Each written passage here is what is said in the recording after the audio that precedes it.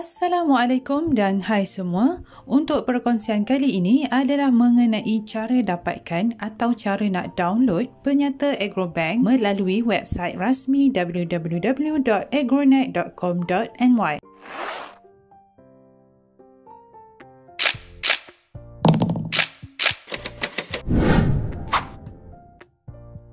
Langkah permulaan, anda perlu ke carian Google, type sahaja Agronet.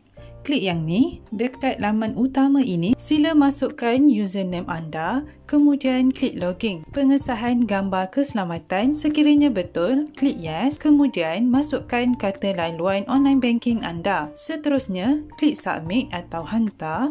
Bila dah berada dekat paparan utama ini, untuk dapatkan penyata, sila klik pada garis 3 sebelah kanan anda dan klik pada fungsian Accounts and Banking. Klik pada Deposit Accounts. Dekat sini, sila klik pada titik 3 dan pilih e-statement. Sila klik pada statement period atau tempoh penyata.